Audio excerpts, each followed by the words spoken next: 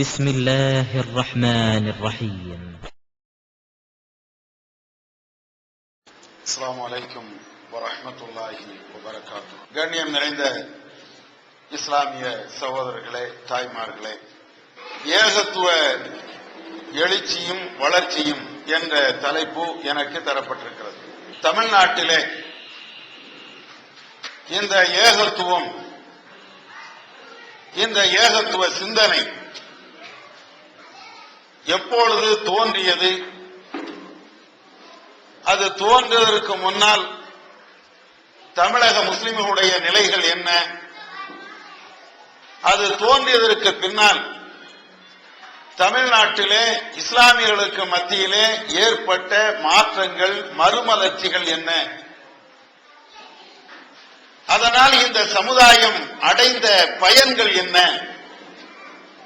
என்பதை உங்களுக்கு தெரியப்படுத்த வேண்டும் என்ற நோக்கோடுதான் இந்த தலைப்பு தரப்பட்டிருக்கிறது. காரணம் என்னவென்றால், தமிழகத்தை சார்ந்த நீங்கள், பல்வேறு ஊர்களை சார்ந்த நீங்கள் தொழில் நிமித்தமாக, வேலை நிமித்தமாக இங்கே வந்திருப்பீர்கள். தமிழ்நாட்டினுடைய பல செய்திகள் நமக்கு கிடைக்காமல் கூட இருக்கலாம். குறிப்பாக மார்க்க சம்பந்தமான இது போன்ற செய்திகள் உங்களுக்கு கிடைப்பது மிக மிக அரிது. எனவேதான் தமிழகத்திலே இதனால் ஏற்பட்ட அந்த மறுமலர்ச்சிகளை, எழுச்சிகளை சொல்ல வேண்டும் என்று எனக்கு இந்த தலைப்பு தரப்பட்டிருக்கிறது. இந்த தௌஹீத் எழுச்சி என்பது 1980களில் இருந்து தமிழகத்திலே கொஞ்சம் கொஞ்சமாக வளர ஆரம்பிக்கிறது. அன்றைக்கு தமிழகம் முழுவதும் சேர்ந்து ஒரு மாநாடு நடத்தினால் கூட இப்பொழுது நீங்கள் இருக்கிறீர்களே இந்த அளவுக்கு கூட கூட்டம் வந்திருக்காது. அவ்வளவு குறைவான ஆட்கள். மொத்தத்திலேயே ஒரு மாநிலத்திலேயே 2 பேரு, 4 பேரு அல்லது ஒரு 10 பேர் என்று விரல் விட்டு எண்ணக்கூடிய அளவிற்குத்தான் தௌஹீத்வாதிகள் என்று சொல்லப்படக்கூடியவர்கள் இருந்தார்கள். இந்த தௌஹீதை எதிர்க்கக்கூடியவர்கள், சுன்னாவை நிராகரிக்கக்கூடியவர்கள், சுன்னத்துகள் எல்லாம் தேவையில்லை, குர்ஆன் ஹதீஸ் எல்லாம் நமக்கு விளங்காது என்று சொல்லக்கூடியவர்கள் அன்றைக்கு எல்லா ஊர்களிலையும் தனி மெஜாரிட்டியோடு இருந்தார்கள். ஒரு பள்ளிவாசலுக்கு நாம் சென்று தொழுதால் விரட்டப்பட்டோம், ஊர் நீக்கம் செய்யப்பட்டோம். இது போன்ற பிரச்சாரம் மூலமாக, பிட் நோட்டீஸ் மூலமாக சொன்னாலும் கூட ஊர் நீக்கம் செய்யப்பட்டோம். இவைகள் எல்லாம் 80களிலே 90களிலே நடந்தது. இது ஒரு பக்கம் இருந்தாலும், இதையும் தாண்டி இந்த தௌஹீத் எழுச்சி இன்றைக்கு தமிழ்நாட்டையே உலுக்கிக் கொண்டு இருக்கிறது என்பதை யாராலும் மறுக்க இயலாது. இந்த எழுச்சி என்பது 2 கோணங்களிலே நாம் பார்க்கலாம். ஒன்று, இந்த தௌஹீத் என்ற இந்த சிந்தனை வந்ததற்கு பின்னால் மார்க்க ரீதியான மாற்றங்கள் எப்படி ஏற்பட்டு இருக்கிறது என்ற அந்த கோணத்தில் பார்க்கலாம். இந்த தௌஹீத் என்ற இந்த சிந்தனை வந்ததற்கு பின்னால் உலக ரீதியாக, அரசியல் ரீதியாக தமிழக இஸ்லாமியர்களுக்கு மத்தியிலே ஏற்பட்ட எழுச்சி, இதையும் பார்க்கலாம். இந்த 2ஐயுமே சுருக்கமாக என்னுடைய உரையிலே நான் கூற இருக்கிறேன். மார்க்க ரீதியான எழுச்சி என்ன? மார்க்க ரீதியான எழுச்சி என்பது அல்லாஹ்வும் அல்லாஹ்வுடைய தூதரும் சொன்ன அந்த வழிகாட்டுதலை, வழிமுறைகளை தங்களுடைய வாழ்க்கைக்கு வழிகாட்டியாக எடுத்துக்கொண்டு இருக்க வேண்டும். இன்னும் சொல்ல வேண்டும் என்றால், நம்முடைய இஸ்லாமியர்கள் யாரிடத்தில் நீங்கள் கேட்டாலும், அவர் தொழக்கூடியவராக இருந்தாலும் தொழாதவராக இருந்தாலும், கலிமா மாத்திரம் சொல்லி இருப்பாரு, அந்த அடிப்படையில் இருக்கக்கூடிய ஒரு ஆளிடத்தில் கேட்டாலும், இஸ்லாமிய மார்க்கம் எப்படிப்பட்ட என்று தெரியுமா என்று அவற்றை கேட்டால், இஸ்லாமிய மார்க்கம் மாதிரி சூப்பரான உயர்ந்த ஒரு மார்க்கம் இந்த உலகத்தில் இல்லவே இல்லை அப்படின்னு சொல்வார். யாராவது நம்முடைய சமுதாயத்தில் நம்முடைய மார்க்கத்தை குறைச்சு பேசியிருக்காங்களா? குறைச்சு மதிப்பிட்டு இருக்கிறாங்களா? எல்லாருமே அது இஸ்லாம் எல்லா மக்களுக்கும் வழிகாட்டக்கூடியது, மார்க்கம் இஸ்லாம். அது மாதிரி உலகத்துல எந்த நெறிமுறையும் கிடையாது என்று நம்மில் இருக்கக்கூடிய அனைத்து முஸ்லிம்களும் பேசுவோம். அது சிறந்த மார்க்கம் என்று எல்லோருமே சொல்லுவோம்.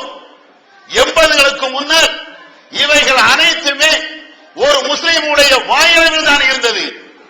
இந்த 80க்கு பின்னர் 90, 95, 2000, 2007 இன்றைக்கு இந்த வார்த்தை ஒவ்வொரு முஸ்லிமுடைய ஒவ்வொரு ஏகத்துவாயுடைய செயலில் இதை பார்க்கலாம். பெருமைக்கு இதை நாங்கள் சொல்லவில்லை. இதை ஏதோ பெரிய சாதனை படைத்து விட்டோம் என்று நாங்கள் சொல்லவில்லை. படைத்த ரப்பல் ஆலமீனுடைய மார்க்கம், ஏக இறைவனுடைய மார்க்கம். ஏகத்துவம் என்பது உங்கள் வீட்டு சொத்தோ என்னுடைய வீட்டு சொத்தோ அல்ல. படைத்த ரஹ்மானுடைய மார்க்கம். அவன் வளர்ப்பான், அவன் பரப்புவான், அவன் நேர்வழி காட்டுவான். அந்த அடிப்படையிலே ஏற்கனவே இருந்த அந்த நிலையெல்லாம் மாறி இன்றைக்கு ஏகத்துவத்தை ஏற்றுக்கொண்டவருடைய அந்த அவருடைய வாழ்க்கையிலே இஸ்லாம் குடிகொண்டு இருப்பதை இன்றைக்கு பார்க்கலாம். இதற்கு சில உதாரணங்களை சொல்லுகிறேன். தமிழகத்திலே இளைஞர்களுடைய நிலைப்பாடுகள் எப்படி இருந்தது, இன்றைக்கும் இருக்கிறது. ஒரு 80க்கு முன்னால் நம்முடைய இளைஞருடைய நிலைப்பாடு என்ன, எப்படி இருந்தது? சினிமா கொட்டைக்காரர்களுக்கு, சினிமா நடிகர்களுக்கு ரசிகர் மன்றம் நம்முடைய ஆட்கள் தான் வைத்திருப்பான். ரஜினி ரசிகர் மன்றம், அந்த ஊர்ல ஒரு முஸ்லீம் இருந்தாலும் அவன் அந்த ரசிகர் மன்றத்துடைய உறுப்பினராக இருப்பான். சிவாஜிக்கு ரசிகர் மன்றம், எம்ஜிஆருக்கு ரசிகர் மன்றம், இப்படி எல்லாம் இருந்துச்சு. ஊர்ல நீங்க பார்க்கலாம். இதையெல்லாம் இப்படி எல்லாம் இருந்த இந்த இளைஞரிடத்திலே இன்றைக்கு ரஜினி என்ற வார்த்தை வராமல் ரசூல் அல்லாஹ் என்ற வார்த்தை வருகிறது. இன்றைக்கு தமிழகத்தில் இதை பார்க்க முடியவில்லையா? எத்தனை இடங்களில் இன்றைக்கு பார்க்கிறோமே. குடியிலையும் கும்மாளத்திலையும் பெண்களுக்கு பின்னால் சென்று சைட்டடிக்கக்கூடிய அந்த கேடுகட்ட நிலைகளிலும் இருந்த அந்த இளைஞன் இன்றைக்கு திருக்குர்ஆனை புரட்சி பார்க்கின்ற அந்த புரட்சிகரமான சிந்தனைகளை வளர்த்து விட்டது இந்த ஏகத்துவம் தான். இல்லை என்று மறுக்க இயலாது. ஒரு நேரத்தில் பேசுவார்கள், மீளாது மேடைகளிலே அல்லாஹ்வுடைய தூதருடைய வாழ்க்கையை பற்றி பேசுவார்கள். அல்லாஹ்வுடைய தூதர் தான் சிறந்த மனிதர் என்று பேசுவார்கள்.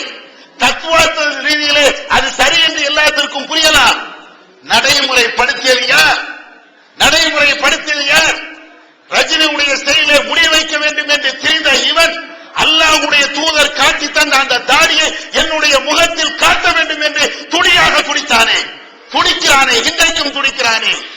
இவனுக்கு முழு சேவை பண்ணி கொண்டு நீட்டாக செல்வதற்கு தெரியாதா? தன்னுடைய கோலத்தை மேற்கத்திய கலாச்சாரத்தின் அடிப்படையில் இவனுக்கு வைக்க தெரியாதா? எல்லாம் தெரியும். அல்லாஹ் சொன்னான், அல்லாஹ்வுடைய தூதர் சொன்னார்கள். அவருடைய சுன்னத்தை நிலைநாட்ட வேண்டும் என்பதற்காக தன்னுடைய நாடியிலே 2 முடி இருந்தாலும் தாடி என்ற அடிப்படையிலே பெரியவர்கள் வைப்பதற்கு தயங்குகின்ற இந்த காலத்திலும் கூட தன்னுடைய நாடியிலே தாடியை வைத்து அறைகிறானே. இதுதான் இந்த ஏகத்துவனுடைய எழுச்சி. இந்த ஏகத்துவம் வளர்த்து தந்த பாடம் தமிழகத்தில் இன்றைக்கு இதை பார்க்கிறோம். சாதாரண விஷயம் அல்ல, மிகச்சாதாரண விஷயம் அல்ல. இது மாத்திரம் நாங்கள் சொல்வதில்லை. இளைஞர்களை அப்படியே கொஞ்சம் கொஞ்சமாக அப்படியே திசை மாறி போன அந்த இளைஞர்களை, பள்ளிவாசல் பக்கம் தலை வைத்து கூட படுக்காத அந்த இளைஞர்களை இன்றைக்கு தமிழகத்திலே வந்து பாருங்கள். பல பள்ளிவாசல்கள் நிறத்த தாடிகள் எல்லாம் நிறையவில்லை. நிறைக்காத தாடிகளால் அந்த பள்ளிவாசல் சுபு தொழிலையும் நுகர் தொழிலையும் அசரையும் மகரிபிலையும் இஷாவிலையும் இன்றைக்கு வலிந்து கொண்டே இருக்கிறது. இவன் நினைத்திருந்தால் அதே நேரத்தில் ஏதோ ஒரு சினிமா கூட்டைக்கு சென்று இருக்கலாம். இவன் நினைத்திருந்தால் தன்னுடைய வாழ்க்கையிலே ஜாலியாக எப்படினாலும் இருக்கலாம். ஆனால் இன்றைக்கு அல்லாஹ் ஒருத்தர் இருக்கிறான். வாங்க சொன்ன உடனே கடையை மூடிவிட்டு செல்லக்கூடிய இளைஞர்கள், பள்ளிக்கூடத்துக்கு செல்கிறான், கல்லூரிகளிலே படிப்பதற்கு செல்கிறான். படிக்கக்கூடிய அந்த இடத்திலே மாற்று மத சகோதரனுடைய கல்லூரிகள், அந்த இடத்திலே தொழுவதற்கு உண்டான வாய்ப்புகள் இல்லை, பள்ளிவாசல் இல்லை. என்ன செய்கிறான் என்று தெரியுமா? பள்ளிவாசலுடைய அந்த பள்ளிக்கூடத்துடைய கல்லூரியுடைய கேம்பஸிலே எங்கேயாவது மரம் இருக்கிறதா? அதனுடைய நிழலை நாம் சும்மாவை நிறைவேற்றுவோம். நாம அவனுடைய வார்த்தைகளை எடுத்து சொல்லுகிறோம், அவ்வளவுதான். எங்களுடைய பேச்சினால், இந்த தௌஹீத் அவர்களுடைய பேச்சினால், தாயினுடைய பேச்சினால் அவர்களுக்கு ஏதோ பெரிய நான் எங்கள் நான் நடந்தது என்று சொல்லவில்லை. எங்களை பேச வச்ச அல்ல, எங்கள் மூலமாக அல்ல அவர்களை மக்களுக்கு நெறிவழி காட்டினான். இதுதான் யதார்த்தமான நிலை. இதை போன்று இளைஞர்களுடைய நிலை இப்படி இருந்தாலும் பொதுவான சில நிலைப்பாடுகளை நீங்கள் பாருங்கள். இஸ்லாம் என்பது வாழ்க்கையினுடைய வழிகாட்டி, வாழ்க்கையினுடைய நெறிமுறை, அனைத்து மக்களும் பின்பற்றக்கூடிய ஒன்று. இது 80க்கு முன்னால் இருந்ததா? நிச்சயமாக இல்லை. 80களுக்கு பின்னால் 90க்கு பின்னால் இன்றைக்கு எப்படி இருக்கிறது? ஒரு சில செய்திகளை ஹதீஸ் ஆதாரத்தோடு சில செய்திகளை சொல்லி இந்த செய்தி அதாவது 80க்கு முன்னால் தமிழகத்தில் எப்படி இருந்தது, இன்றைக்கு எப்படி இருக்கிறது, இதை மட்டும் நீங்க தெரிஞ்சுக்கிட்டா போதும். சில செய்திகளை நாம கேள்விப்படுறோம். என்ன செய்திகள்? நபிகள் நாயகம் ஸல்லல்லாஹு அலைஹி வஸல்லம் அவர்கள் சொன்னார்கள். அவர்கள் சொன்னதாக உம்மாத்தியா போன்ற நபி தோழியர்கள் அறிவிக்கிறாங்க. என்ன சொல்றாங்க? உமிர்னா அன் நுஹ்ருஜ இலல் முஸல்லா, பெருநாள் தினத்து அன்று ஆண்களும் பெண்களும், மாதவிலக்கு ஏற்பட்ட பெண்கள் உட்பட அனைவர்களுமே பள்ளிவாசலுக்கு தொழக்கூடிய திடலுக்கு செல்ல வேண்டும் என்று நாங்கள் ஏவப்பட்டோம். எந்த அளவுக்கு என்றால், எங்களில் சிலருக்கு முக்காடு போகின்ற அந்த துணி இல்லாத இருந்தாலும் கூட யாரிடத்திலேயாவது வேறொரு துணியை கடனாக கொடுத்து அந்த பெண்களை தொழக்கூடிய அந்த திடலுக்கு நாங்கள் அனுப்பி வைப்போம். இந்த செய்திகளை ஹதீசுகளிலே நாம் படிக்கிறோம். இந்த ஹதீசுகள் நாம் மாத்திரம் படிக்கவில்லை, நமக்கு முன்னால் அறிஞர்கள் என்று சொன்னார்களே, அந்த அறிஞர்களும் சொன்னார்கள். சில ஊர்களிலே அதை ஏனோதானம் என்று செயல்படுத்தவும் செஞ்சார்கள். போனா போட்டும் என்ற அடிப்படையில் இந்த ஹதீஸுக்கு இன்றைக்கு உயிரை கொடுத்தவர்கள் யார்? இந்த ஹதீஸை இன்றைக்கு நடைமுறைப்படுத்தியது எது? அதான் இப்போ கேள்வி. பெண்கள் ஆண்கள் அத்தனை பேர்களுமே திடலுக்கு செல்ல வேண்டும் என்று சொன்னார்களே, இன்றைக்கு நாங்கள் இந்த தௌஹீத் ஜமாத் வந்ததற்கு பின்னால் எங்களுடைய ஜமாத்தின் சார்பிலே, தமிழ்நாடு தௌஹீத் ஜமாத்தின் சார்பிலே எந்த இடத்தில் பெருநாள் தொழுகை நடந்தாலும் அது 10 பேரோ 20 பேரோ 2000 பேரோ 2 லட்சம் பேரோ எத்தனை பேரா இருக்கட்டும், திடல் தான். ஏன்? நபி அவர்கள் அதை வாழ்ந்து காட்டினாங்க. இஸ்லாம் என்பது தத்துவார்த்த ரீதியில சொல்லிட்டு போகக்கூடிய ஒரு வார்த்தை அல்ல, நடைமுறைப்படுத்தி உன்னுடைய வாழ்க்கையில நீ கடைபிடி, இப்படித்தான் இஸ்லாம் சொல்லுகிறது. இதை இன்னைக்கு கடைபிடிக்கிறோம். இது கடைபிடித்தவனுடைய எழுச்சி என்ன தெரியுமா? ஆண்களையும் பெண்களையும் திடலுக்கு வாருங்கள் என்று சொன்னோமே, அந்த திடலுக்கு வாருங்கள் என்று சொன்னவனுடைய நிலை இன்னைக்கு என்ன தெரியுமா? இன்றைக்கு எந்த பெண்கள் எந்த போராட்டத்திற்கு எந்த திசையில் கூப்பிட்டாலும் அத்தனை பெண்களும் குழந்தைகளோடு வந்து நிற்கிறார்களே. ஏன்? எப்படி வந்தது இந்த வீரம்? அல்லாஹ்வுடைய தூதர் காட்சி தந்தார்களே நடைமுறை வாழ்க்கை. இஸ்லாம் என்பது ஏதோ மேடை பேச்சு கிடையாது. இஸ்லாம் என்பது ஏதோ தத்துவார்த்த ரீதியாக உன்னுடைய தத்துவத்தை கொட்டி உதிர்த்து விட்டு போகின்ற மார்க்கம் அல்ல. நடைமுறைப்படுத்தப்பா. பெண்களை வீட்டை விட்டு வெளியே கொண்டு வா. ஏன் ரசூலுல்லாஹ் சொல்லணும்? இந்த பெருநாள் என்பது அத்தனை பேர் சந்தோஷமா இருக்கணும். பிள்ளைகள், பெரியவர்கள், சிறியவர்கள், ஆண்கள், பெண்கள் அத்தனை பேரும் சந்தோஷமா இருக்கணும். ஈது என்றாலே அதானே. ஈது என்றாலே ஒரு திருநாள். அத்தனை பேரும் சந்தோஷமா இருக்கணும். அந்த நேரத்தில் இவளுக்கு தொழ முடியாத நேரம், மாணவனுக்கு வீட்டுல போய் உட்காரு, நீ பள்ளிவாசலுக்கு வரக்கூடாது, இவ பொம்பளை, இவ கிழவி, நடக்க முடியாது, வீட்டுல ஒரு மூலையில உட்காரு என்று அவர்களை ஒதுக்கி வைத்தால் அவர்களுக்கு எங்கே சந்தோஷம்? அவர்களுக்கு எங்கே சந்தோஷம்? வரணும் இல்ல? சந்தோஷங்கிறது எப்படி வரும்? ஒரு குழந்தைய வெளியே கூட்டு போனா சந்தோஷம். வீட்டுல அடைச்சு வச்சா ஒரு நாளைக்கு இருப்பான். யாரா இருந்தாலும் அதுதான். வெளியே போகணும், 4 இடத்தை பார்க்கணும், அவனுடைய மனதுக்கு ஒரு நிம்மதி கிடைக்குது. ரசூலுல்லாஹ் அது பெருநாள் அன்னைக்கு காலையில குளிச்சுட்டு காலையில புது ட்ரெஸ் அணிஞ்சிட்டு காலையில போ அப்படின்னாங்க. அதிகாலையில போ. நம்முடைய வீடுகள்ல அன்னைக்கு இருக்கக்கூடிய குதூகலம், வெளியில வந்து நம்முடைய பிள்ளைகளை கையை பிடிச்சிட்டு தொழிலுக்காண்டி அழைத்து வருகிறோமே, அந்த நேரத்தில் ஏற்படுகின்ற அந்த சந்தோஷம். ரசூலுல்லாஹ் உம்மா வாப்பா அண்ணன் தம்பி அக்கா தம்பி அத்தா அம்மா அத்தனை பேர் குடும்பத்தோடு போய் அங்க போய் கலந்து வருகின்ற அந்த சந்தோஷம் வேற எதுலங்க கிடைக்கும்? இதை தடுத்தாங்க தமிழ்நாட்டில். இதை தடுத்தாங்க. தடுத்தனுடைய விளைவு என்ன தெரியுமா? இந்த ஹதீஸை நடைமுறைப்படுத்தாதனால ஏற்பட்ட விளைவு என்ன தெரியுமா? அவன் பேசாம பெருநாளைக்கு குடும்பத்தோடு சினிமாவுக்கு போனான். நடந்துச்சா? இன்னைக்கு நடக்குதா? எந்த இடத்திலே எல்லாம் மார்க்கம் காட்டி தந்த அந்த வழிமுறைகளை நடைமுறைகளை செயல்படுத்தப்படவில்லையோ புல்லட் எஸ்கேப் ஆறதுக்கு ஒரு அழகான ஐடியா நானே உங்களுக்கு சொல்லி தரேன்.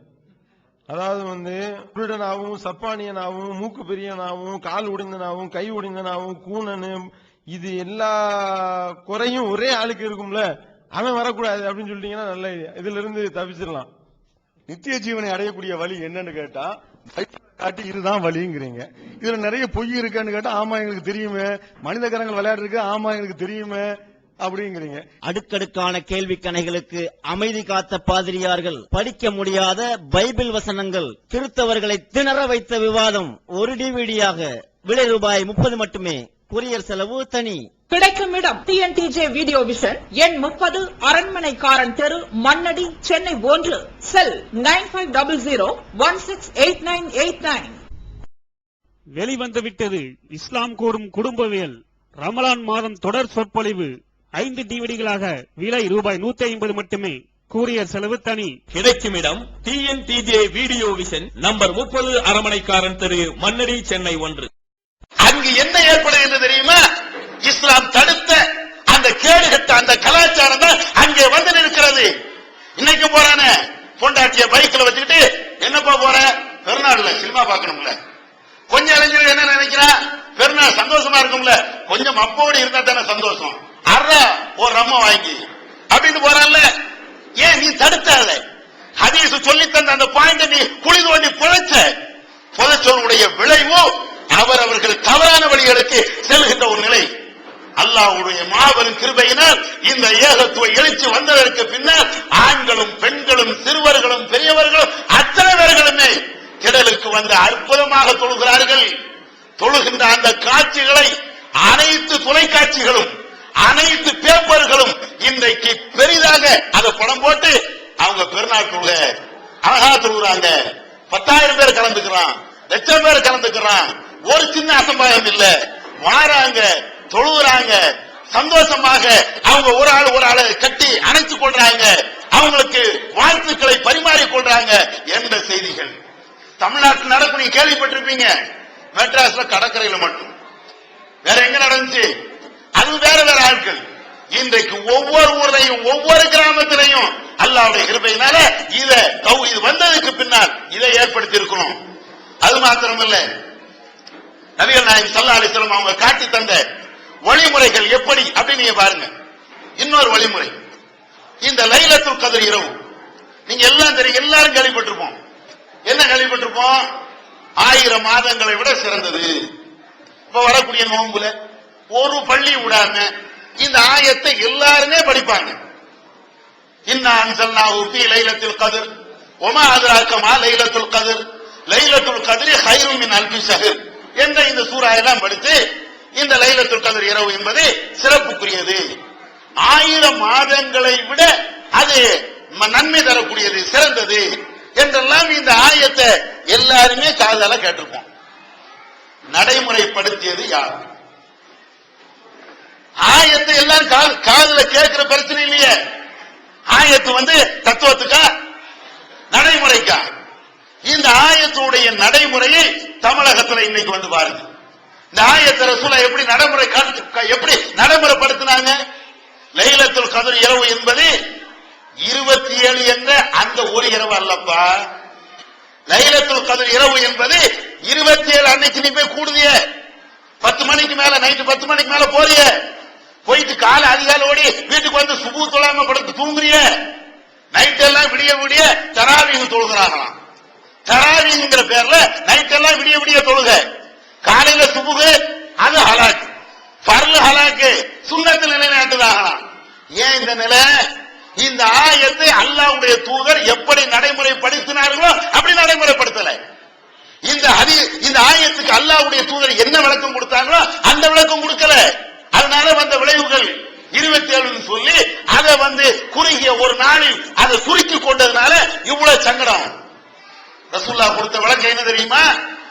லைலத்துல் கத்ர் இரவு என்பது 1000 மாதங்களை விட சிறந்தது. ரசூலுல்லாஹ் சொன்னாங்க, அல்லாஹ் சொல்றான், அதுல மாத்து கருத்து கிடையாது. ஆயிஷா ரலியல்லாஹு தஆலா அன்ஹா அவங்க ரசூலுல்லாஹ் கேட்கிறாங்களே, அந்த சிறப்புக்குரிய அந்த இரவுல அல்லாஹ்வின் தூதரே, நான் அல்லாஹ்விடத்தில் என்ன கேட்க வேண்டும்? அப்ப ரசூலுல்லாஹ் சொல்லி கொடுக்கறாங்களே, அல்லாஹும்ம இன்னக அஃபுவுன் துஹிப்புல் அஃப்வ ஃபஅஃபு அன்னி என்ற இந்த துஆ ஓது. ரசூலுல்லாஹ் சொல்லி கொடுத்தாங்கல்ல, அல்லாஹ்வுடைய தூதர் சொன்னாங்கல்ல, யா அல்லாஹ் நீ தான் பாவத்தை மன்னிக்க கூடியவன், மன்னிப்பை விரும்பக்கூடியவன், என் பாவத்தை மன்னி. இந்த துஆவை நீ திரும்ப திரும்ப சொல்லு. இதெல்லாம் அந்த ஒரு இரவுலையும் சொல்லல. எந்த ஒரு இரவு? 27 என்ற ஒரு இரவு வச்சிருக்கிறாங்களே, லைலத்துல் கத்ர் இரவு என்ற அந்த இரவை தப்பாக விளங்கி அல்லது தப்பாக போதிக்கப்பட்டு சுருக்கி கொண்டாங்களே, வணக்கத்தை இல்லாம ஆக்குனாங்களே, அந்த இரவில் கூட ரசூலுல்லாஹ் காட்டி தந்த இந்த துஆக்களை காணல. ஆயிஷா நாயகி அவங்க கேட்டு பெற்றாங்களே, அந்த துஆவை சொல்லப்படல. ரசூலுல்லாஹ் இதை எப்படி அற்புதமா வழிகாட்டுறாங்க. புகாரி போன்ற ஹதீஸ்களிலே நீங்கள் பார்க்கலாம். லைலத்துல் கத்ர் இரவு எது? ரசூலுல்லாஹ் சொல்லும்போது சொல்றாங்க, பிந்திய 10 நாட்களில் ஒற்றைப்படையான இரவுகளிலே அந்த இரவை நீங்கள் தேடிக் கொள்ளுங்கள். பிந்திய 10 நாட்கள்ல 20ல இருந்து 30 வரக்கூடிய அந்த 10 நாள் இருக்குது, அந்த 10 நாட்களிலே இடம்பெறுகின்ற ஒற்றைப்படையான இரவுகளை அதை நீங்க தேடிக் கொள்ளுங்க. ஒற்றைப்படையான இரவுனா என்ன? 21, 23, 25, 27, 29. அதனாலதான் அல்லாஹ்வுடைய தூதர் பிந்திய 10ல ஏத்துக்காஃப்னா இருந்தாங்க. இன்னைக்கு இத ரசூலுல்லாஹ் காட்டி தந்த வழிமுறை. இந்த வழிமுறை இருக்கா? லைலத்துல் கத்ர் இரவு சிறந்தது மாற்று இல்ல. எப்ப ரசூலுல்லாஹ் லைலத்துல் கத்ர் தேட சொன்னாங்க? ரசூலுல்லாஹ் அந்த நன்மை அடையணும் என்று சொல்வதற்கு அல்லாஹ்வுடைய தூதர் நடைமுறைப்படுத்திய அந்த வழிமுறைகள் என்ன? 27 இத்தனை நாள் தொழு என்று சொன்னாங்களே, அதுல தேடிப்பாரு என்று சொன்னாங்களே, ஏதாவது ஒரு நாளாக இருக்கலாம் என்று சொன்னாங்களே, உனக்கு தெரியாதனால அந்த பிந்திய 10 இரவுகள்ல நீ வணங்கி என்று சொன்னாங்களே, இந்த நடைமுறைகளை இன்றைக்கு தமிழகத்திலே வந்து தௌஹீத் ஜமாஅத்துடைய அமைப்புக்கு சொந்தமான இடங்கள்ல அல்லது இந்த தௌஹீத் ஜமாஅத் நடத்தக்கூடிய அந்த பள்ளிவாசல்கள்ல மர்க்கஸ்களை நீங்க போய் பாத்தீங்கன்னா பிந்திய இரவு ஜேஜேன்னு எதுல? வணக்க வழிபாடுகள்ல சில இடங்கள்ல சகரு சாப்பாடும் போட்டு நீ தொழுது, குர்ஆன் ஓதி. கொஞ்சம் பேர் தொழுகட்டும், கொஞ்சம் பேர் குர்ஆனை படிச்சுக்கிட்டே இருக்கட்டும், கொஞ்சம் பேர் தஸ்பீஹ் பண்ணிட்டே இருக்கட்டும், கொஞ்சம் பேர் நபி அவர்கள் கேட்ட அந்த துஆவை கேட்டுக்கிட்டே இருக்கட்டும் அப்படின்னு சொல்லி இன்றைக்கு அல்லாஹ்வுடைய தூதர் காட்டி தந்த அந்த வழிமுறைகளை இன்னைக்கு நாங்க நடைமுறைப்படுத்துகிறோம். எதனால்? தௌஹீதுடைய எழுச்சி ஒரு நாளா வச்சாங்களே. இது இந்த நேரத்தில் இன்னொன்னு நீங்க தெரிஞ்சுக்கணும். நம்மளை பார்த்து எல்லாரும் என்ன சொல்லுவாங்க தெரியுமா? வணக்கத்தை குறைச்சிட்டான், 20 ரக்காத்தை 8 ரக்காத்தா ஆயிட்டான். நாங்க 20 ரக்காத்தை 8 ரக்காத்தா நாங்க ஆக்கல. நாங்க ஆக்கிறதுக்கு அல்லாஹ்வும் கிடையாது, அல்லாஹ்வுடைய தூதரும் கிடையாது, எங்களுக்கு அந்த அதிகாரமும் கிடையாது. ரசூலுல்லாஹ் என்ன சொன்னாங்களோ அதை செய்வோம், திருக்குர்ஆன்ல அல்லாஹ் என்ன சொன்னானோ அதை செய்வோம். அதுதான் எங்களுடைய வேலை, ஒரு மூமினுடைய வேலை அல்லாஹ். ஆனா இப்படி விமர்சனம் செய்யக்கூடியவங்க அல்லாஹ்வுடைய தூதர் பிந்திய 10 நாட்கள்ல குறிப்பா ஒற்றைப்படையான இரவுகள்ல நீ தொழுவு என்று சொன்னாங்களே, அந்த இரவுகள்ல அந்த லைலத்துல் கத்ர் இரவை தேடி என்று சொன்னாங்களே, அந்த 5 நாளை விட்டுட்டு ஒரு நாளை சுருக்குனது யார்? வணக்க வழிபாடுகள்ல விதஆத்துகளை உருவாக்கியது யார்? யோசிச்சு பார்க்கணும். இதன் விளைவு என்ன? அவன் ஒரு நாள் மட்டும் வாரான். நீ இப்ப 5 நாளும் அந்த லைலத்துல் கத்ர் இரவு அடையணும்னா வாப்பா என்று சொல்லி இருந்தால் 5 நாளும் வந்திருப்பான். நம்ம ஆட்கள் இன்னொன்று விளைவிக்கணும். நம்ம ஆட்கள் வணக்க செய்வதில் குறை வைக்கக்கூடிய ஆட்கள் இல்ல, முறையாக சொல்லி தரல. தஸ்பீஹ் தொழுகை என்ற அடிப்படையில் 300 தஸ்பீஹ் சொல்லி விடிய விடிய கால்களுக்கு நிக்கணும் தொழலையா? தப்பா சொல்லி கொடுத்திருக்கிறாங்க. அப்படி தொழக்கூடிய அந்த மக்களிடத்துல ரசூலுல்லாஹ் காட்டி தந்த அந்த தொழுகையை நீங்க எடுத்து காட்டுங்க, அழகா செய்வாங்க. அதுல மாற்று கருத்து கிடையாது. இன்னும் சொல்ல வேண்டும் என்றால் இந்த 8 ரக்காத்து பிரச்சனை, 20 ரக்காத்து தொழுறாங்கல்ல, எப்படி தொழுறாங்க? அந்த பள்ளிவாசல போய் பாருங்க. 20 ரக்காத்து ஹதீஸுக்கு மாற்றம் என்று நாங்க சொல்றோம். ஒரு வாதத்துக்கு அது ஹதீஸ் என்றால் ரசூலுல்லாஹ் காட்டி தந்த அடிப்படையில் தொழுது இருக்கணும்ல. ரசூலுல்லாஹ்வுடைய தொழுகையை பற்றி ஆயிஷா ரலியல்லாஹு தஆலா அன்ஹா அவங்க சொல்றாங்களே, லா தஸல் அன் தூல இன்ன வ ஹுஸ்ரி இன்ன, நபி அவர்கள் இரவு தொழுகையை தொழுவார்கள், அதனுடைய நீளத்தை பற்றியும் அதனுடைய அழகை பற்றியும் அந்த கேட்காத, அவ்வளவு பெருசா தொழுவாங்க, அவ்வளவு அழகா தொழுவாங்க என்று ஆயிஷா ரலியல்லாஹு தஆலா அன்ஹா அவங்க அறிவித்த அந்த ஹதீஸை புகார்ல பார்க்கிறோமே. இந்த ஹதீஸை இவர்கள் செயல்படுத்தினால் 20 ரக்காயத்தை 20 நிமிஷத்துல தொழ முடியுமா? 20 ரக்காயத்து சில பள்ளிவாசல்ல 20 நிமிஷம். ஒரு ரக்காயத்து தொழுவதற்கு 1 நிமிஷமா? ஒரு ரக்காயத்து தொழுவதற்கு 1 நிமிஷம் தானே. சில பள்ளிவாசல்ல 23 ரக்காயத்து தொழுவதற்கு 1 மணி நேரம் எடுத்துக்கொள்றாங்க. அதுவும் சரியா? அல்லாஹ் அக்பர் சமிஅல்லாஹு லிமன் ஹமீதா, அல்லாஹ் அக்பர் சமிஅல்லாஹு லிமன் ஹமீதா, அல்ஹம்துலில்லாஹி ரப்பில் ஆலமீன், அர்ரஹ்மான் ரஹீம். என்னமோ அந்த கோயம்புத்தூர் எக்ஸ்பிரஸ் போன மாதிரி. யாரப்ப காட்சி தந்தது? எந்த ரசூலா காட்சி தந்தாங்க இப்படி? அதான் நம்ம கேட்கிறோம். அல்லாஹ்வுடைய தூதர் இரவு தொழுகை, அந்த ஸலாத்துல் லைல் ரமலான் மாசத்துல தொழுதாங்களே, அந்த தொழுகை இன்றைக்கு எங்களுடைய பள்ளிவாசலை நீங்க வந்து பாருங்க. 8 ரக்காத் தான் தொழுகிறோம். 2 மணி நேரம், 2 மணி நேரம். சில வயதான சகோதரர்கள் வருவாங்க, நிக்க முடியல, எனக்கு சேர் போட்டுட்டாங்க. மற்ற தொழிலும் நின்று தொழுவாங்க. 2 மணி நேரம் நிக்கணும்னா கால் வலிக்கும்ல, சேர் போட்டு உட்கார்ந்து தொழுவு. மேலப்பாளையத்துல மஸ்தூர் ரஹ்மான்ல பிந்தி அந்த ஒற்றைப்படையான இரவுகள்ல ஸலாத்துல் லைல் இரவு தொழுகை எப்ப தெரியுமா? இரவு தொழுகை எப்ப தெரியுமா? எல்லா ஊர்லயும் 8 மணிக்கு 9 மணிக்கு. பிந்திய இரவுகள்ல மேலப்பாளையத்துல வேறு சில மர்க்கஸ்கள்ல இரவு தொழுகை என்பது நைட்டு 2 மணிக்கு. யார் வாரா? யார் வாரா? அந்த பள்ளிவாசலுடைய 3 புளோர் நிறையும். 2 புளோர்ல கீழே இருக்கக்கூடிய 2 தளத்துல பெண்கள் மாத்திரம், பெண்கள் மாத்திரம்ங்க. மேல இருக்கக்கூடிய அந்த 2 புளோர்ல ஆண்கள்.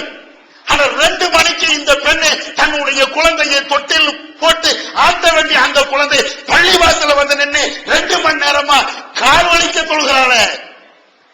இது எழுச்சி இல்லையா சகோதரர்களே? அல்லாஹ் தந்த நேர்வழி இல்லையா சகோதரர்களே? நபி அவர்கள் காட்டி தந்த வழிமுறைகளை, நடைமுறைகளை செயல்படுத்த வேண்டும் என்று நாங்கள் நினைத்தோமே, எங்களுடைய ஜமாத்து நினைத்தது, எங்களுடைய தௌஹீத் சகோதரர்கள் நினைத்தார்களே, அதற்கு வல்ல ரஹ்மான் கொடுத்த ஒரு மாபெரும் வெற்றி இல்லையா? இது வேணும்.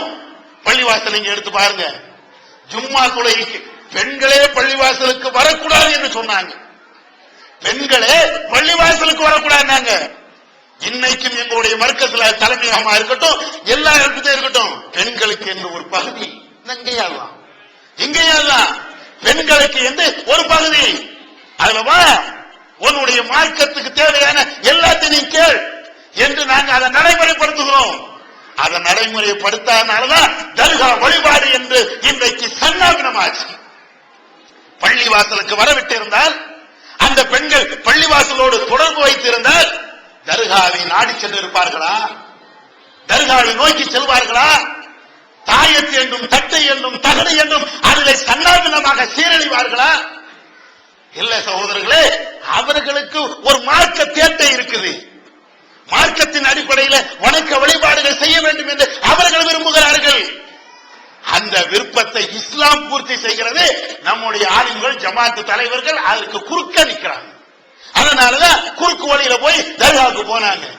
அல்லாஹ்வுடைய கிருபையினால பல தர்கா வழிபாடு உள்ள அத்தனை சகோதர சகோதரிகளும் இன்றைக்கு அங்கெல்லாம் போகக்கூடிய அந்த பெண்கள் தாய்மார்கள், ஏர்வாடி என்றும் நாகூர் என்றும் ஏன் அஜ்மீர் என்றும் போன அந்த பெண்கள் எல்லாம் இன்றைக்கு எந்த தர்காவும் வேண்டாம், ரஹ்மான் படைத்தரப்புல் ஆலமீன் போதும் என்ற அடிப்படையில் பல மஸ்தூர் ரஹ்மான்களுக்கு வருகிறாங்களே. இது தௌஹீதுடைய இன்னொரு எழுச்சி. இதெல்லாம் இன்னைக்கு நாம பார்க்கிறோம். இது மாத்திரமல்ல, வரதட்சணைக்கு எதிராக தமிழகத்திலே கடுமையாக குரல் கொடுக்கக்கூடிய, அதை பல விதத்தில் நிறுத்தி இருக்கக்கூடிய ஒரு ஜமாத்து தௌஹீத் ஜமாத். தௌஹீதுடைய எழுச்சினால் பல சகோதரர்கள் நிறுத்தி இருக்கிறாங்க. நம்ம தௌஹீத் ஜமாத்து உள்ளால் மட்டும் இல்ல, தௌஹீத் ஜமாத்துக்கு வெளியில இருக்கக்கூடிய சுன்ன ஜமாத்தை சார்ந்த ஆட்களும் கூட வரதட்சணை வேண்டாம் என்று சொல்லக்கூடிய 1-2 பேர் வராங்க. வேறு விதத்தில் வாங்கிடுவாங்க, காசா தான் வாங்க மாட்டாங்க. ஃப்ரிட்ஜாக, டிவியாக, அல்லது கட்லாக, மெத்தையாக, வீடாக, நிலமாக, நகையாக, அப்படி பின்வழியா கொள்ளடிச்சிருவான். ஆனாலும் கேஷ் வேண்டாம் அப்படிங்கிறான். சரி, ஏதோ ஒரு விதத்தில் ஒரு நன்மை நடந்திருக்குல்ல, இந்த நன்மை ஏற்பட்டதுக்கும் என்ன காரணம்? இந்த தௌஹீதுடைய எழுச்சி இல்லையா? மேட ஓட்டு இன்னைக்கு கிளிகளையும் கிழிக்கிறோமே. மேட ஓட்டு இன்னைக்கு வரதட்சணை பேசாத கூட்டங்களே கிடையாது. மகர் கொடுத்து திருமணம் பண்ணி, இன்னும் சொல்ல போனா இது நாங்க சொன்ன கருத்து மாத்திரம் இல்ல, எந்த வரதட்சணை திருமணத்திலே அந்த ஆலிம் சாக்கள் உரை நிகழ்த்துவார்களோ, குராஜ் ஆலிம் சாக்கள் அவங்களே சொல்லுவாங்க, வஆத்துன் நிஸா ஸதகாத்திஹின்ன நிஹ்லா, பெண்களுக்கு அவருடைய மகள் தொகையை நீ கொடுத்து விடு. இஸ்லாத்தை குர்ஆன் மற்றும் ஹதீஸ் வாயிலாக அறிந்திட அழகிய இணையதளமான onlinepj.com என்ற இணையதளத்திலிருந்து எடுக்கப்பட்ட இஸ்லாம், அரசியல் மற்றும் சமூக கேள்விகளுக்கான பதில்களின் ஒரு தொகுப்பு. கொள்கை விளக்கம், தொழுகை, நோன்பு, ஜக்காத், ஹஜ், அரசியல் மற்றும் பொதுவான பதில்கள் உள்ளிட்ட சுமார் 300 கேள்விகளுக்கான பதில்கள் அடங்கிய இந்த புத்தகத்தின் விலை ரூபாய் 150 மட்டுமே. தமிழ்நாடு தௌஹீத் ஜமாத்தின் புதிய வெளியீடு, மாதம் ஒரு பிரசுரம், கட்டுரைகளின் தொகுப்பு, விலை ரூபாய் 120 மட்டும். கிடைக்கும் இடம் டிஎன்டிஜே வீடியோ விஷன், எண் 30, அரண்மனைக்காரன் தெரு, மண்ணடி, சென்னை 1. செல் 9500168989. இப்போது புத்தம் புது வடிவில் பல சிறப்பம்சங்களுடன் onlinepj.com மற்றும் tntj.net இணையதளங்கள். குடுத்தியான்னு கேட்கணும்ல, குடுத்தியா வாங்கினியாடான்னு கேட்கணும்ல. அந்த இடத்துல இந்த ஆயத்தை படிக்கிறாங்க. அன்னிக்காகும் மின் சுன்னத்தி பமன் ரகிப அன் சுன்னத்தி ஃபலைஸ மின்னி. இந்த வார்த்தை அரபியா இருந்தா அந்த நிக்காஹ் போனா உங்களுக்கு தெரிஞ்சிருக்கும். இந்த திருமணம் என்பது என்னுடைய வழிமுறை, என்னுடைய வழிமுறையை யார் புறக்கணிக்கிறாரோ அவர் என்னை சார்ந்தவர் அல்ல என்று நபி அவர்கள் சொன்னார்கள் என்று அந்த திருமறை உரையில உங்களுக்கு தெரியாத பாஷையில, புரியாத பாஷையில அந்த ஆலிம்கள் பேசுவாங்க. தமிழ்ல பேசியிருந்தா அங்கனே சத்தம் போட்டிருப்பிய. படுவா இப்ப 4 லட்சம் ரூபாய் வாங்கிட்டு மாப்பிள்ளை வந்து உட்கார்ந்து இருக்காண்டா அப்படின்னு. 4 லட்சம் ரூபாய் இந்த இவ்வூர் மாதிரி கிழக்கரையா இருந்தா 4 கோடியோ 40 கோடியோ அதுதான் கோடிக்கணக்கில் போயிட்டு இருக்குது. இத தமிழ்ல சொல்லி இருந்தாச்சுன்னா நீங்க அங்கனையே கிளியையும் கிழிச்சிருப்பீங்க. ஏன் மகரா கொடுத்தா 1 லட்சம் ரூபாய் வாங்கிட்டு 500 ரூபாய் மகரு, 1 லட்சம் ரூபாய் வாங்கிட்டு 500 ரூபாய் மகரு. அந்த 500 ரூபாய் எங்க போகும்? ஏன்னா மனைவிக்கு என்ன கள்ள முட்டை வாங்கி திங்கிறதுக்கா? கள்ள முட்டை வாங்கி திங்கிறதுக்கு கூட அந்த 500 ரூபாய் காணாத. இஸ்லாம் என்ன சொல்லுகிறது? அவளுடைய வாழ்க்கைக்கு தேவையாக அவர் தீர்மானிக்க வேண்டும் மகர. இவ உட்கார்ந்து ஜமாத் தலைவரும் இந்த இமாம உட்கார்ந்துகிட்டு இது 500 ரூபாய் அப்படின்னு இவங்களா எழுதுவாங்க. சில ஊர்கள்ல இப்பவும் இல்ல, கொஞ்ச நாளைக்கு முன்னால இந்த தௌஹீத் ஜமாத்துக்கு நிக்கா புக் எல்லாம் வருவதற்கு முன்னால அந்த பள்ளியில் உள்ள நிக்கா புக் வாங்கி ரிஜிஸ்டர் பண்ணுவோம் நம்முடைய தௌஹீத் சகோதரர்கள். பண்ணும் போது நான் 50,000 ரூபாய் மகள் கொடுக்கிறேன் அப்படின்னு எழுதுனா, எழுத மாட்டேன். ஏன் எழுத மாட்டேன்? எங்க ஊர் சட்டப்படி 500 ரூபாய்க்கு மேல கொடுக்க கூடாது. மகள் தொகை 500 ரூபாய்க்கு மேல கொடுக்க கூடாது. எனக்கு இருக்குப்பா, நான் கொடுக்கிறேன், நீ கொடுக்காம போ, நீ என்னவும் பண்ணிட்டு போ, நான் என் மனைவிக்கு கொடுக்கிறேன், அல்லாஹ் கொடுக்க சொல்றான். ஒரு பொற்குவியில கொடுத்தாலும் அது தகும் என்று அல்லாஹ் சொல்றான். அந்த அடிப்படையில் என்னால எங்க இந்த 50,000 ரூபாய் நான் கொடுக்கிறேன், எழுத மாட்டேன், எழுத மாட்டேன்னு சொல்லி அப்படி எழுத இருந்தா இங்க நிக்கா பண்ணாது போயிரு அப்படின்னு விரட்டி விட்ட ஜமாத்துகள் தமிழ்நாட்டில். இப்படி எல்லாம் இருந்த அந்த இடத்துல இன்றைக்கு வரதட்சணை வாங்காத மாத்திரமல்ல, வாங்கிய சகோதரர்கள் அறியாம காலத்திலே தெரியாம இருந்த அந்த நேரத்தில் தன்னுடைய மனைவி வீட்டில் இருந்து நகைகளாக ரொக்கங்களாக வாங்கியிருப்பார்களே, அந்த காசுகளை பகிரங்கமாக மேடை போட்டு திருப்பி கொடுக்கக்கூடிய இந்த வரலாறு இன்னைக்கு தமிழ்நாட்டில் நடக்கிறது. இது ஏன்? தமிழ்நாட்டினுடைய எழுச்சி, தௌஹீதுடைய எழுச்சி. அந்த தௌஹீது என்ற அந்த சிந்தனை உள்ளத்தில் வந்த உடனே அவன் நினைக்கிறான், அடே நம்ம கொண்டாட்ட 50,000 வாங்கிட்டோமே, 5,000 வாங்கிட்டோமே, 10,000 வாங்கிட்டோமே, 5 லட்சம் வாங்கிட்டோமே, மறுமையில அல்லாஹ்ட்ட போய் பதில் சொல்லணுமே, மறுமையில அல்லாஹ்ட்ட போய் பதில் சொல்லணுமே. அதுக்கு என்ன செய்யறது? அந்த பயம், அந்த அல்லாஹ்வுடைய அச்சம். அதனாலதான் காசு என்ன எல்லாத்துக்கும் கசக்கவா செய்யும்? உங்களுக்கும் எனக்கும் இனிப்பது போன்றுதான் அவனுக்கும் இனிக்கும். காசு என்றால் பணம் என்றால் தினமும் வாயை பழக்குவாங்களே, எதார்த்தம் தான். அத்தனை பேரும் அது காசு அடிமையா தான் இருக்கிறான். ஆனாலும் அந்த அடிமைத்தனத்தை உடைத்து எறிந்து இல்ல இது நமக்கு ஹலால் இல்லை என்று சொல்லி அவன் கொடுக்கிறானே, அல்லாஹ்வுடைய பயம், ஏகத்துவம் அவனுடைய உள்ளத்தில் வைத்த அந்த பயம், அல்லாஹ் மறுமையில விசாரிப்பான என்ற அந்த மறுமையுடைய அச்ச உணர்வு, அதனால திருப்பி கொடுக்கிறான். இப்ப நீங்க எடுத்து பாருங்க, வாத்து நிசா சதுக்காத்தின நிகழா பெண்களுக்கு மகள் தொகையை கொடுக்க வேண்டும் என்று அநாயத்திற்கு தௌஹீதுடைய எழுச்சி நடைமுறைப்படுத்தி காட்டுகிறது. அது இப்படித்தான் நடைமுறை என்று அது அற்புதமா நடைமுறைப்படுத்தி காட்டுகிறது. இன்றைக்கு நாம பார்க்கிறோம். இது மாத்திரமல்ல, பயான்னா எப்படி இருக்கு தெரியுமா? தமிழ்நாட்டில் சில அறிஞர்கள் பேசுவார்கள், பேர் சொல்ல வேண்டாம், சில அறிஞர்கள் பேசுவார்கள், பெரிய பெரிய பேச்சாளர்கள். இங்க கூட சில அறிஞர்கள் வந்து பேசிருக்கலாம், தமிழகத்தை சார்ந்தவங்க. அவங்க எதுல பெரிய ஆளு? இலக்கிய நடைகளில் பேசுவார்கள், அடுக்கு தமிழிலே பேசுவார்கள், அவருடைய பேச்சு அழகாக இருக்கும். அதனால அவருடைய பேச்சுக்கு நாங்க அழைப்பு கொடுக்கிறோன்னு கொஞ்சம் பேர் அழைப்பு கொடுப்போம். இன்னைக்கு அந்த இலக்கிய பேச்சாளர் எங்க இருக்கிறாங்கன்னு தெரியல. இலக்கிய பேச்சாளர்களை காணல, அடுக்குமொழி தமிழிலே பேசக்கூடியவர்களை காணல.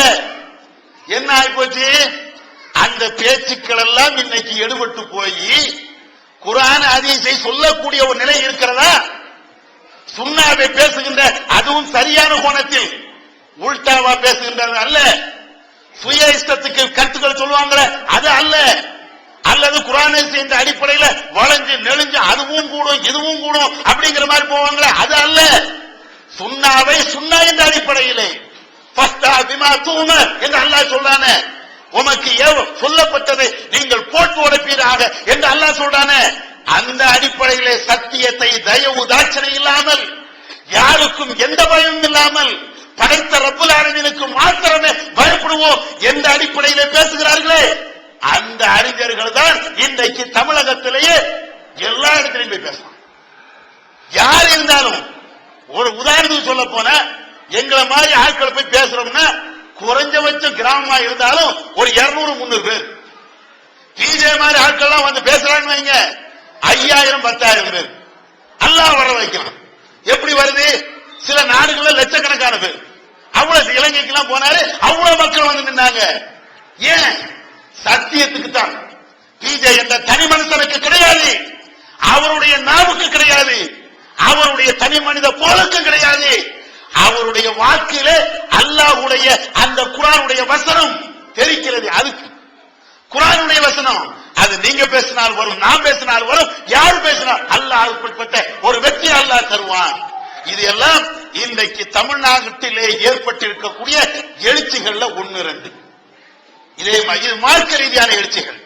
மீடியா வேல்ட் வழங்கும் புதிய தலைப்புகள். சகோதரர் பிஜே ஆற்றிய உரைகள். சத்தியம் குர்ஆன் ஹதீஸ், அசத்தியம் கிருஷ்ணாம்பேட்டை. நாங்கள் சொல்வது குர்ஆன் ஹதீஸ் வழியில் துளசேந்திரபுரம். இதுதான் இஸ்லாம் என்பது ஓரிரை கொள்கையே பாடி. இஸ்லாத்தில் நுழைந்த வரதட்சணையும் அதனால் ஏற்பட்ட விபரீதமும் பெரியப்பட்டினம். தூதர் காட்டிய வழி மதுரை. ஏகத்துவமும் தூதுத்துவமும் மும்பாய். அழிவை நோக்கி மும்பாய். முஸ்லிம்கள் மத்தியில் நுழைந்த தீமைகள் மும்பாய். இஸ்லாம் கூறும் சமுதாய பணிகள் வந்தவாசி. ஈமானில் உறுதி வேண்டும், அல்லாஹ்வின் பாதையில் செலவிடுங்கள். முஸ்லிம்களின் தனியிட ஒதுக்கீட்டின் நிலை மூர்த்தரு. மறுமை வெற்றிக்கு என்ன வழி? மறுமை வாழ்வை இம்மையின் லட்சியம் லால்பேட்டை. டிஎன்டிஜேயின் அரும்பணிகள் கோபிச்செட்டிப்பாளையம். இஸ்லாம் ஒரு இனிய மார்க்கம் மதுரை 2006 மற்றும் முத்துப்பேட்டை. இஸ்லாம் ஒரு எளிய மார்க்கம் யாசர்பாடி. பிஜேயின் கேள்வி நேரம் சிதம்பரம் மற்றும் பெங்களூர். சகோதரர் அல்தாஃப் ஆற்றிய உரைகள். இஸ்லாமும் நகைச்சுவையும். இஸ்லாம் கூறும் நிர்வாகம் துபாய். முஸ்லிம்கள் முன்னேறாதது ஏன் கடலூர். இஸ்லாத்தின் பார்வையில் தலாக் பாபநாசம். இஸ்லாம் கூறும் அறிவியல் உண்மைகள் அம்பத்தூர் மற்றும் மார்க்க அறிஞர்கள் உரையாற்றிய 1000க்கும் மேற்பட்ட தலைப்புகள் கிடைக்கும் இடம் மீடியா வேல்ட் 81 அங்கப்பநாயக்கன் தெரு, மண்ணடி, சென்னை 1. Cell number 94436006 9380459819. இன்னொரு விதமான எழுச்சியை உங்களுக்கு சொல்லணும். இன்னொரு விதமான எழுச்சி என்ன? இன்னைக்கு பொது சேவைகளிலே ஆர்ப்பாட்டம் போராட்டம் என்றால் இந்த அமைப்பு தான், இந்த தௌஹீத் தான். யார் செஞ்சாலும், யார் செஞ்சு 80க்கு முன்னால இடஒதுக்கீடை பத்தி யார் பேசியது? முதலாக இந்த தௌஹீதை எடுத்து சொன்ன எங்களை போன்ற சகோதரர்கள், சகோதரர் பிஜே அவர்கள் இந்த கருத்தை முன்வைக்கிறார். எந்த கருத்தை? இஸ்லாமியர்களுக்கு என்று அரசியலிலே வேலை வாய்ப்புகளிலே தனி இடஒதுக்கீடு வேண்டும், மத்திய மாநில அரசு கொடுக்க வேண்டும் என்ற இந்த கருத்தை முன்வைக்கும் போது தமிழகத்தில் இருக்கக்கூடிய பெரிய பெரிய அரசியல் கட்சி தலைவர்கள் அத்தனை பேர்களுமே கேலி செய்தார்கள். முஸ்லீம் லீக் உட்பட முஸ்லீம்களுக்கா இடஒதுக்கீடா கிடைச்சிருமா, கிறுக்க மாதிரி பேசுறான் அப்படின்னாங்க. இதெல்லாம் கிடைக்கக்கூடிய ஒண்ணா? முஸ்லீம்களுக்கு தனி இடஒதுக்கீடு ஒரு கோரிக்கை வைக்கலாமா? ஏதோ கிடைக்கக்கூடிய 2 சீட்டை வாங்கிட்டு போறதுக்கு இல்லாம இடஒதுக்கீடா அப்படின்னு சொல்லி அவர்கள் எல்லாம் கிண்டல் அடித்தார்கள். ஆனால் தொடர்ந்து அந்த பிரச்சாரத்தை செய்து வந்தோம். தமிழகத்திலே இன்றைக்கும் செய்து வருகிறோம். இவ்வாறு செய்தவுடைய விளைவு என்ன தெரியுமா? ஒரு நேரத்திலே இதே தௌஹீத்வாதிகளை தீவிரவாதி என்று சொன்ன அதே கருணாநிதி இன்றைக்கு முஸ்லிம்களுக்கு இடஒதுக்கீடு கொடுக்க வேண்டும் என்று அவருடைய தேர்தல் வாக்குறுதியிலே தருகிறார். ஜெயலலிதா எப்படிப்பட்ட ஆள் என்று உங்களுக்கே தெரியும். அந்த ஜெயலலிதாவும் தேர்தல் வாக்குறுதிக்கு முன்னாலேயே அதற்கு என்று ஒரு கமிஷனையும் அமைக்கிறார். இது ஒரு சூழ்நிலை. இன்றைய நிலை என்ன தெரியுமா? தமிழகத்தில் இருக்கக்கூடிய அனைத்து அரசியல் கட்சிகளும் ஒருமித்த ஒரு குரலிலே பிஜேபியை தவிர அனைத்து அரசியல் கட்சிகளும் இஸ்லாமியர்களுக்கு தனி இட ஒதுக்கீடு வேண்டும். ராமதாஸ் போன்றவர்கள், விஜயகாந்த் உட்பட, நாளைக்கு அனைவரும் சரத்குமார் இப்பதான் கட்சி ஆரம்பிச்சிருக்காரு, அந்த ஆளு அறிவிச்சாலும் அறிவிப்பார்.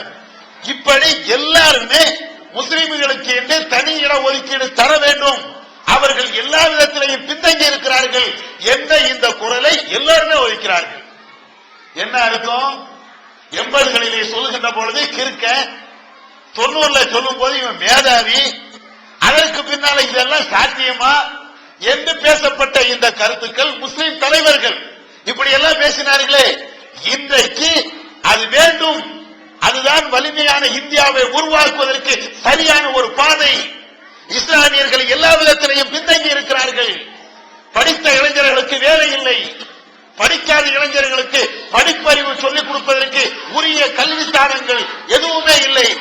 படிக்க வேண்டும் என்று வந்தாலும் கல்லூரிகளிலே அவர்களுக்கு முறையான சீட்டுகள் ஒதுக்கப்படவில்லை. இது எல்லாம் தெரிஞ்சு இவர்கள் எல்லா விதத்திலும் பின்தங்கி இருக்கிறார்கள், இவங்களுக்கு வேணும் நீங்க கேட்கணும்ல. ஆனால் இதுல இன்னொன்னு விளைக்கணும், இப்படி எல்லாம் பேசக்கூடிய நாங்க யாரிடத்திலையும் வாரியத்தை பெறவில்லை, யாருக்கு பின்னாலேயும் நாங்கள் கைகட்டி வாய்ப்பற்றி மௌன சாமியார்களாக இருந்ததில்லை. யாராக இருந்தாலும் எங்களுடைய கோரிக்கை இதுதான், எங்களுக்கு இந்த இஸ்லாமிய சமுதாயம் அவருடைய வாழ்க்கையிலே நல்ல மறுமலர்ச்சி ஏற்பட வேண்டும், எல்லா விதத்திலும் முன்னேற்றம் ஏற்பட வேண்டும் என்ற அந்த கோரிக்கையை நாங்கள் வைக்கிறோம். அந்த அரசியல் பதவிகளை நாங்கள் வாங்குவதில்லை. ஒரு அமைப்புல இருந்தோம், அந்த அமைப்புல இருக்கும்போது அதைத்தான் சொன்னோம், அந்த அமைப்புல இருக்கும்போது இப்படியே பேசணும். வாரிய தலைவர்கள் உட்பட ஒரு சாதாரணமா ஒரு எம்சி தேர்தல் கூட நாங்கள் நிக்க மாட்டோம், அந்த பதவியை பெற மாட்டோம் என்றெல்லாம் சொன்னோம். அதை விட்டு நாம வெளியே வந்ததுக்கு பின்னால, அதை விட்டு இந்த காரணத்துக்குனால கொள்கைக்காக வெளியே வந்தோமே, அதுக்கு பின்னால இன்னைக்கு வாரியம் அல்லது எம்பி பதவி கிடைக்குமா, எம்எல்ஏ பதவி கிடைக்குமா, அல்லது ஜனாதிபதி பதவி கிடைக்குமா எந்த ஒரு நிலைக்கு போயிட்டாங்க. அவங்க கிடைக்குமா? இன்னைக்கு எதிர்த்து பேச முடியல. தமிழ்நாட்டில் இடஒதுக்கீடு பேசுவதற்கு முடியாத ஒரே ஒரு காரணத்தினால் தங்களுடைய கூடாரத்தை டெல்லிக்கு மாற்றினார்கள். விளங்கிக்கிடுங்க, தமிழ்நாட்டில் பேச முடியாது. ஏன் பேச முடியாது? வாரியத்தை தான் வாங்கியாச்ச, வாரியலால அடிச்சு போடுவான். உனக்கு தேவை நான் தந்துட்டேன், உனக்கு எது வேணுமோ அதை தந்துட்டேன், நீ என்ன என்ன கேட்கிற என்று சொல்லுவான். அதனாலதான் இங்கு நடத்த வேண்டியவர்கள் அங்க போனாங்க. அல்லாஹ்வுடைய மாபெரும் கிருபையினால் கடந்த ஜூலை 4 தமிழகமே ஸ்தம்பிக்கக்கூடிய நிலையிலே ஆண்களும் பெண்களும் அத்தனை பேர்களுமே, சிறுவர்கள் குழந்தைகள் அத்தனை பேர்களுமே சிறைச்சாலை நோக்கி படையெடுத்தோமே. CNN, BBC, தமிழ் சேனல்கள் அத்தனையும் அப்படியே தொலைக்காட்சிகளிலே காட்டினார்களே, சில சேனல்கள் லைவா காட்டினார்களே, சில சேனல்கள்ல தங்களுடைய குழந்தைகளை அந்த காவல்துறையுடைய வாகனத்திலே தொட்டிலாக கட்டி குழந்தைகளை தூக்கி போட்ட காட்சியெல்லாம் காட்டினார்களே. தமிழகமே திரும்பி பார்த்தது, உலகமே திரும்பி பார்த்தது. அதனுடைய விளைவு கருணாநிதி ஒரு மாதிரியே பேசினார். என்ன பேசினாரு? இவங்க அரசியல் பண்றான். யாரு? 80ல இருந்து இடஒதுக்கீடுக்காக வேண்டி குரல் கொடுத்த நாங்கள் அரசியல் பண்ணுகிறோமா? அதே நேரத்தில் இடஒதுக்கீடு தருவோம், இடஒதுக்கீடு தருவோம் என்று இன்றைய வரையிலே ஒரு துரும்ப கூட அசைக்காத அந்த கருணாநிதி யோசிக்கனா? அவர்களுக்கு பின்னால் சில இஸ்லாமிய அமைப்புகள் யோசிச்சு பார்க்கணும். நாங்க அப்படி அல்ல, அரசியல் எங்களுக்கு தேவையும் இல்லை, அரசியல் சாக்கடையில் நாங்கள் குதிக்கவும் மாட்டோம், எந்த பதவியை நாங்கள் வாங்கவும் மாட்டோம். அதனுடைய வெளிப்பாடுதான் இப்போ கடந்த ஆகஸ்ட் 5ஆம் தேதி திண்டுக்கல் கூடிய அந்த பொதுக்குழு மூலமா ஒரு அறிவிப்பை வெளியிட்டு இருக்கிறோம். என்ன அறிவிப்பு? இடஒதுக்கீடு தரணும், முஸ்லிம்களுக்கு தனி இடஒதுக்கீடு வேணும். மத்தியில மாநிலத்தில், முதல்ல மாநிலத்தில் நீதான் தரவில்லை என்றால் வருகின்ற சட்டமன்றம் நடக்கின்ற அந்த நேரத்தில் சட்டமன்றத்தை முற்றுகின்ற அந்த போராட்டத்தை நாங்கள் நடத்துவோம் என்ற அறிக்கை விட்டுருக்கிறோம். அது மாத்திரமில்ல, முஸ்லிம்களாக இருக்கக்கூடிய எம்பிக்கள், தமிழகத்தை சார்ந்த எம்பிக்கள், எம்எல்ஏக்கள் வாரிய பதவி வாங்கிய இவர்கள் உட்பட தங்களுடைய பதவிகளை ராஜினாமா செய்ய வேண்டும் என்ற கோரிக்கையை முன்வைத்து இப்போது விற்பனையில் இஸ்லாம் கூறும் பொருளியல் அவர்கள் பிஜே அவர்கள் உரையாற்றிய பொருளாதாரம் சம்பந்தமான 27 மணி நேர தொடர் சொற்பொழிவு. என்ன வியாபாரம் செய்யலாம், பங்குச் சந்தையில் ஈடுபடலாமா, இன்சூரன்ஸ் செய்யலாமா, எம்எல்எம் வியாபாரத்தில் ஈடுபடலாமா, குத்தகை, பங்கு வணிகம் மற்றும் வியாபாரம் தொடர்பான அனைத்து சந்தேகங்களுக்கும் குர்ஆன் ஹதீஸ் அடிப்படையில் தெளிவான விளக்கங்கள் 3 டிவிடிகளாக விலை ரூபாய் 75 மட்டுமே. கிடைக்கும் இடம் டிஎன்டிஜே வீடியோ விஷன், நம்பர் 30, அரண்மனைக்காரன் தெரு, மண்ணடி, சென்னை 1. டிஎன்டிஜே வீடியோ விஷனின் புதிய வெளியீடு. சகோதரர் பிஜே அவர்கள் உரையாற்றிய குர்ஆன் ஹதீஸை ஆய்வு செய்து பின்பற்றுவோம் 2 டிவிடி ரூபாய் 60 மட்டுமே. மன அழுத்தத்திற்கான தீர்வு, மன உறுதி, உறுதியான நம்பிக்கை, குழப்பம் ஏற்படும் போது இவை அனைத்தும் ஒரே டிவிடியில் விலை ரூபாய் 30 மட்டுமே. மனித குலத்திற்கு இஸ்லாம் வழங்கிய நன்மைகள் 4 டிவிடிகளாக விலை ரூபாய் 120 மட்டுமே. கூரியர் செலவு தனி. ஒப்பந்தங்களும் வாக்குறுதிகளும் 10 வார ஜும்மா வரையின் தொகுப்பு ஒரு டிவிடியாக விலை ரூபாய் 30 மட்டுமே. கூரியர் செலவு தனி. மற்றும் 1000க்கும் மேற்பட்ட தலைப்புகள். கிடைக்கும் இடம் டிஎன்டிஜே வீடியோ விஷன், நம்பர் 30, அரண்மனைக்காரன் தெரு, மண்ணடி, சென்னை 1. அரசியல், அதாவது நமக்கு இடஒதுக்கீடு தராத ஒரு ஆள் இடத்தில் போய் நாம கைகட்டி நிக்கலாமா?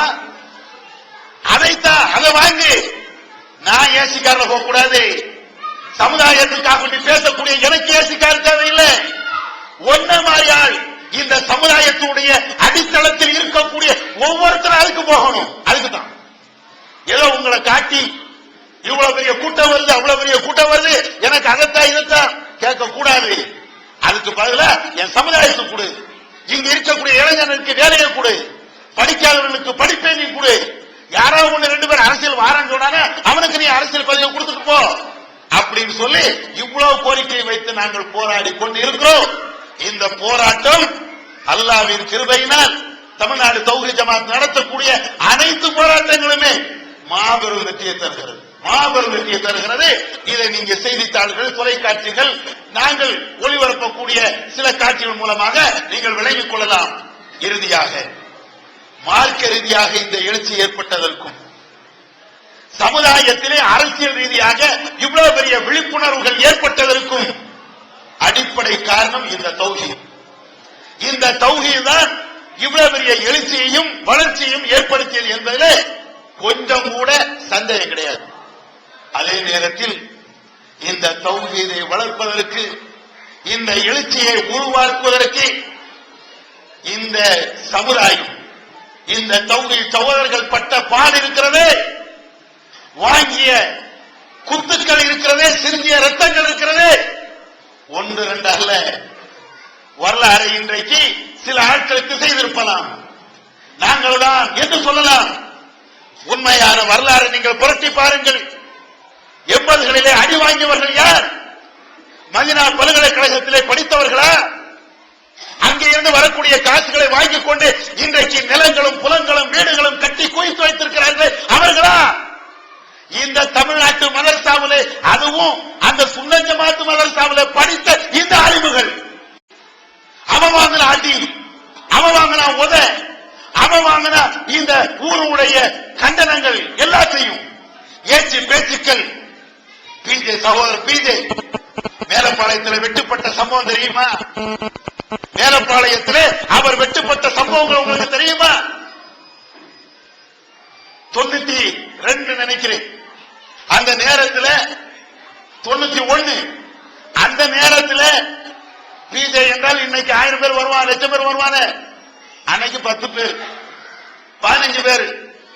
மேலப்பாளையத்தில் கூட்டம், தெருவில் கூட்டம், அவங்க தலைமையில நடக்குது. தெருவில் கூட்டம் என்றால் மழை. அதனால என்ன செஞ்சுட்டாங்கன்னா, ஒரு வீட்டுக்குள்ள வாசல்ல திறனதான மேலப்பாளையம் ஃபுல்லா வெறும் திறனையா இருக்கும் வீடுகள். அப்ப வாசல்ல அவர் பேசுறதுக்கு மைக்கெல்லாம் வச்சு அவர் பேசுறாரு. எதிர்த்த வீட்டுல ஒரு 10-20 பேர், இவ்வளவுதான். ஒருத்தன் வாரா, இவர் கையில முதல்ல வெட்டுதான், அருவார மாற்றி பிடிச்சு வெட்டுதான். ஒரு 2-3 பேர் வந்து இவர் அப்படி கீழே உழுறாரு. அடுத்த வெட்டு பிஜே அவருடைய தோல்ல உழுது. 3வது வெட்டு கழுத்துல வெட்டுதான். மைக்க பிடிச்சு தாங்குறாரு. வெட்டக்கூடிய அந்த இடம் ஒரு குறுகியான இடம், வாசல் தானே, வாசல் நின்று இவ்வளவுதான் இடம், இவ்வளவு இடத்துல நின்று பேசுறாரு. கொஞ்சம் வெளியே நின்று பேசுறான்னு வை, அவன் வீசக்கூடிய அந்த வீச்சு அவருடைய கழுத்து என்னைக்கு போயிருக்கும். அல்லாஹ்வுடைய நாட்டம் இன்னைக்கும் மலேசியால போயும் பேசணும் என்ற விதி அல்லாஹ் வச்சிருக்கான், அன்னைக்கே போயிருக்கணும். ஆனாலும் கூட அல்லாஹ் அதுல இருந்து அவரை காப்பாத்தினான். கொஞ்சம் யோசிச்சு பாருங்க, கொஞ்சம் யோசிச்சு பாருங்க. இந்த தௌஹீதை வளர்ப்பதற்காக வேண்டி நானும் தௌஹீத்வாதி தான், நாங்களும் தௌஹீதத்தான் சொல்றோம் அப்படின்னு இன்னைக்கு சில ஆட்கள் சொல்றாங்க. தமிழகத்தை சார்ந்தவங்க யாராவது இந்த வெட்டு வாங்கியிருப்பாங்களா? ரத்தம் சிந்திருப்பாங்களா? ஊர் நீக்கம் செய்யப்பட்டிருப்பாங்களா? ஊரை விட்டு நீக்கம் செய்யப்பட்டிருப்பாங்களா? கோர்ட்டு கேஸ் என்று இன்னைக்கு அடைவாங்களா?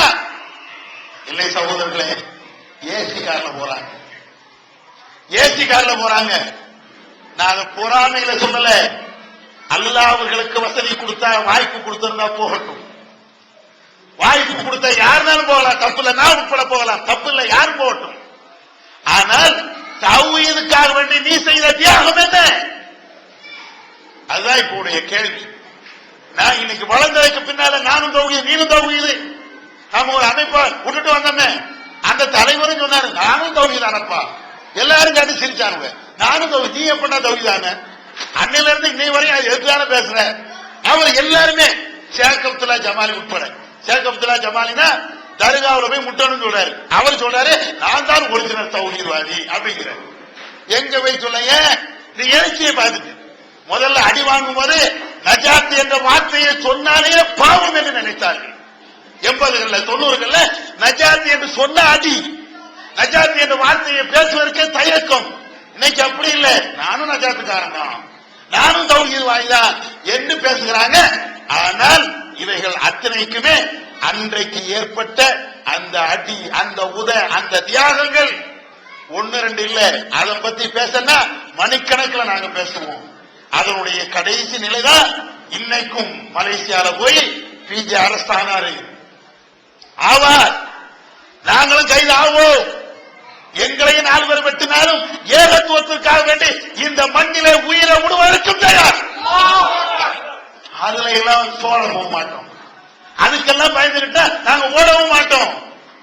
அன்னைக்கு அந்த உடைய தைரியத்துலதான் இங்க இருந்து போகும்போதே பாக்குறது சொன்னாரு, பிஜே சொன்னாரு மீட்டிங் மலேசியா போனா கேன்சல் ஆகும், விசாவை ரத்து பண்ணுவான், தெரிஞ்சுதான் போனோம். தெரியாம எல்லாம் கிடையாது.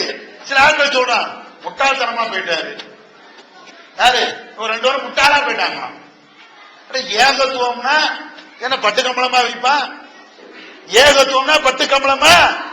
அருவாள் தான் பதில், வெடி கொண்டுதான் பதில். ரசூலுல்லாஹ்வுக்கு என்ன அப்படியே வந்துச்சு? நபிமார்களுக்கெல்லாம் அப்படியே வந்துச்சு? அடியும் உத, அதுக்கு பின்னால வேண்டுமானால் அவனுடைய எழுச்சி வந்ததுக்கு பின்னால் ஒரு மறுமலர்ச்சி ஏற்படலாம். அதுதான் அந்த அடிப்படையெல்லாம் போனாரு. வைப்பாங்கன்னு தெரியும், அதெல்லாம் தெரிஞ்சுக்கிட்டு தான் ஏகத்துவத்தை சொல்லணும். இன்னைக்கு போய் பேசிட்டு வந்தாரு, புடிச்சு உள்ள வச்சான். நம்முடைய எழுச்சியின் காரணமாக, அல்லாஹ்வுடைய மாபெரும் அருள் காரணமாக அப்படியே திரும்பி வந்தாங்க. அல்லாஹ் நாடினால் இந்த மலேசியா மாத்திரமல்ல, உலகத்துடைய எந்த முக்கா இருந்தாலும் துணைந்து இந்த ஏகத்துவத்தை இன்ஷா அல்லாஹ் சொல்லத்தான் செய்வோம். அதுல மாற்று கருத்துலாம் கிடையாது, அதுல ஒளிவிட மாட்டோம். அன்றைக்கும் இன்றைக்கும் எங்களுக்கு அடி உத பிரச்சனை இதுதான்.